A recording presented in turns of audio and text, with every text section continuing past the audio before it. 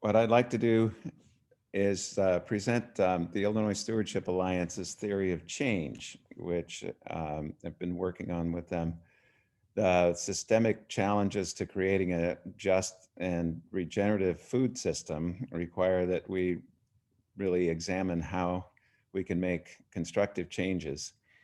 And to do that, we know that we need to build collective power of the people and to determine how we do that through building strong relationships and winning on the issues. My name's Wes Jarrell. I'm co-founder and owner of the Prairie Fruits Farm and Creamery in Champaign, Illinois. And as I said, we prepared this with the staff of ISA. Just really briefly, why do I care? Our family's a small farmstead goat dairy creamery in business for 17 years now. My wife, Leslie Cooperband, and I are both soil science PhDs, worked in sustainable agriculture and environment throughout our academic careers. I grew up in Oregon on a small fruit farm, and Leslie grew up near Boston, Massachusetts. We're concerned about food systems because our current food production system is not sustainable in terms of human health or the environment or economics. Our children and our grandchildren deserve better. To make this transition to just and regenerative food systems, we know that we need to change the policy to make tangible improvements in people's lives. To do that, we understand that we need to build the organization that grows the base, develops leaders, establishes credibility, and forges allies to be able to move forward this change in policy. And to do that, we need to raise expectations. We need to make it clear that people can make these changes. And we need to build the organization and finally lay the groundwork for the next win, because we know this isn't accomplished in one fell swoop. It requires um, systematic and kind of incremental development to get where we need to be. One way to represent the challenges we have as a small farmer ourselves, we're looking for a fair profit in addition to doing our sustainable and responsive production practices. We know the consumer would like fair prices and healthy food. Between many farmers and the consumer, unless we're selling directly, we have a whole cascade of um, operations or processes between us: domestic traders, processors, packers, marketers, wholesale distributors, and retailers. All of these can facilitate, but can also impede the flow of funds as well as good food.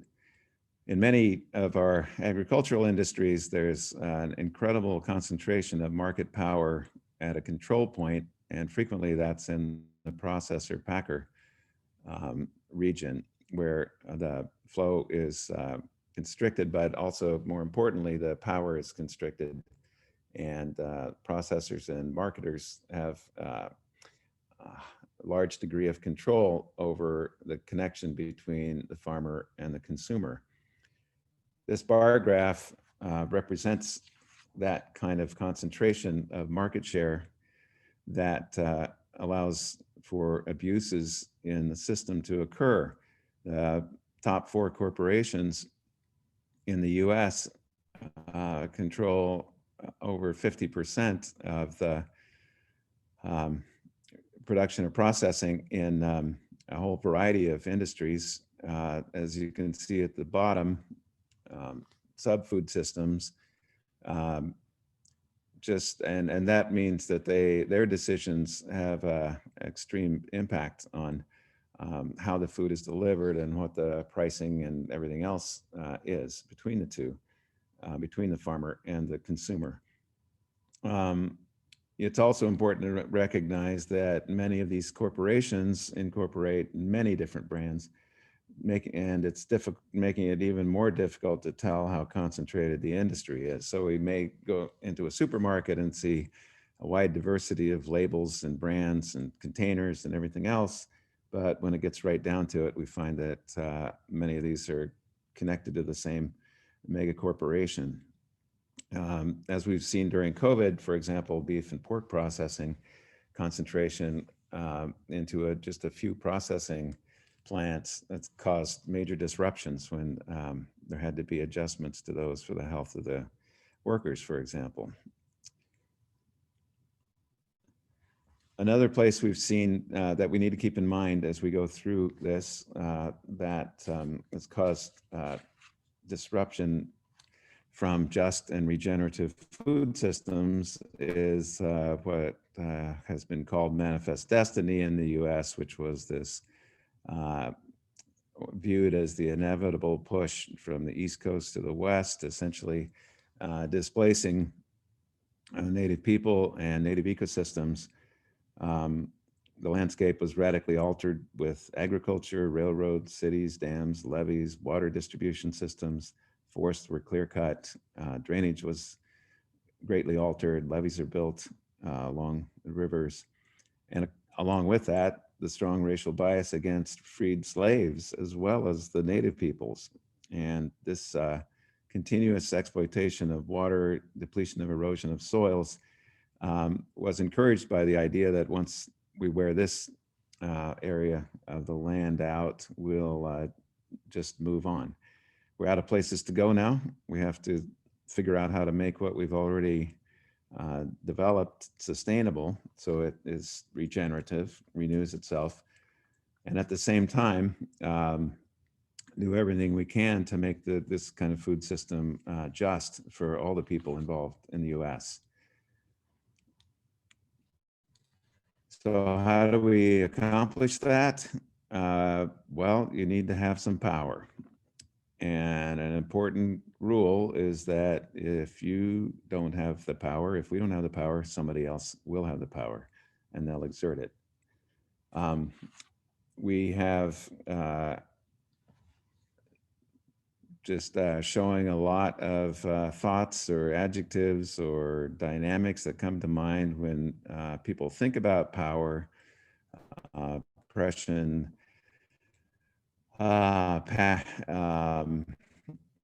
patterns of accountability, manipulation, money, arrogance that are essentially negative.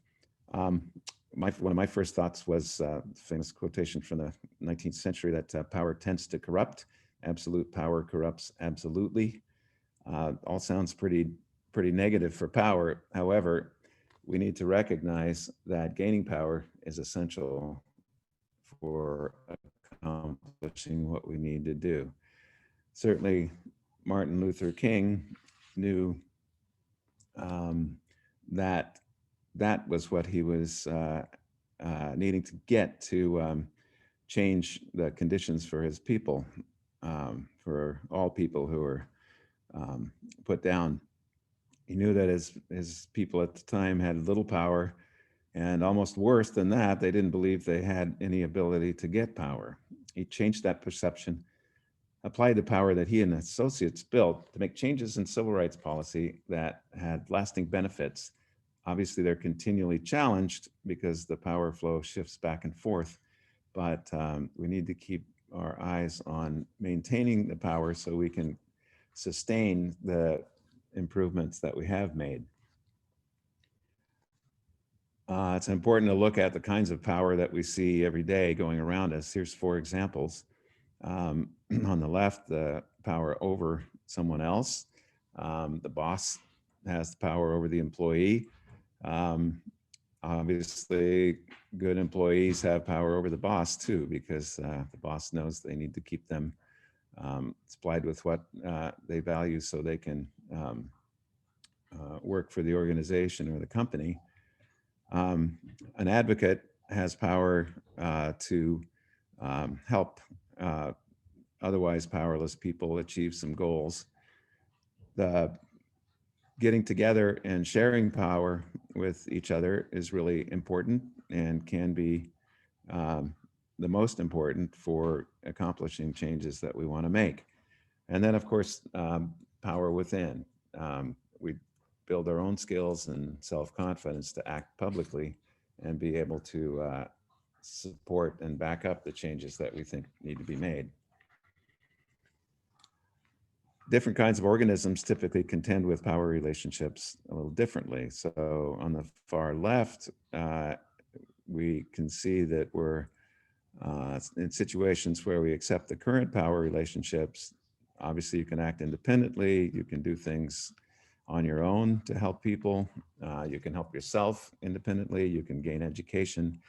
But as we move to the right, you can see that we're involving more and more people in advocacy first, and then finally in organizing the community, which implies a lot of people working together to extend their power and to make the changes they feel are important. The gradient from left to right involves the involvement by directly impacted people, going from very little on the left, mostly individuals, to the whole community organizing on the right, and being able to aggregate all of the individual and advocacy components of the power chain into community power that can then make changes and enforce them. That said, we have to acknowledge that there's a time gradient and a kind of a development gradient from powerless to powerful that we need to acknowledge. Powerless people and organizations are not on the radar. Nobody knows they exist. They're invisible. Once they're able to get some attention, at least people would know they exist. However, at some point, they need to be more fully recognized and their needs taken into account by having a place at the table, and then ultimately being able to have a influence with on major decision making. And then finally, there's decision making that where you're an active participant, and you're able to make a deal, and then finally you're able to make the deal stick. We know that making good policy and making the good deal are important starting point, but we also have to acknowledge that we need to make the deal stick, and we need to make sure that the policies are enforced and manifested.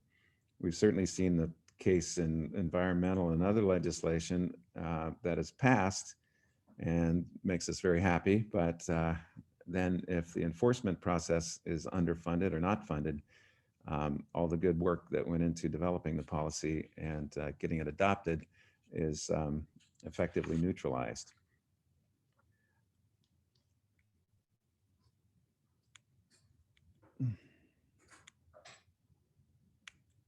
As we said, there's an important distinction between community organizing and other forms of social change, because we rely on bringing people together in the community to share their power and to build more power. Looking at hundreds of people interacting directly to accomplish their purposes is critical. Going from one-on-one interactions, also obviously very critical to begin with, but then looking at the whole network of interactions that occur with groups and using that constructively to build community power. And that power then gives the community the ability to act and make real changes. It's important to recognize that as we develop this group approach, this community approach, that participants walk a kind of a fine line between selfishness and selflessness. It's important to recognize that the individual does matter and shouldn't sacrifice all they have for the group without taking care of themselves, because ultimately that is unsustainable and they won't be able to carry on and keep up the momentum they've built. However, at the same time, the participants in this group need to be um, need to take into account the needs of the other participants and contribute time, energy, talent, and resources to the group to benefit the community. We know that in almost all cases, that means that every member will make a different set of contributions and derive differing degrees of benefits from these actions. But overall, the group objectives come out better and are more fully met. If we go to all this work to create the power and to focus it so we can start to solve some problems, we want to make sure that we pick the right issues to work with. How do we decide which issues we need to address? This slide gives some of the attributes of the issues that we'd be looking for and need to evaluate. The actual choice of the issue addressed at any time also needs to be very strategic and selected based on these attributes. And it's important to recognize that the timing and the external environment are critical factors in making these choices. The best issue at one point in time may not be the best issue or the most winnable issue a year or two later. So it makes time everything. When we have a good moment in time, a sweet spot, it's important to jump to that and accomplish what we can in those in that time.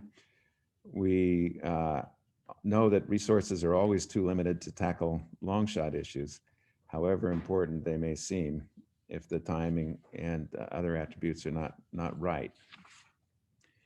The Stewardship Alliance has a track record of being successful in accomplishing a range of changes that have benefited farmers like us.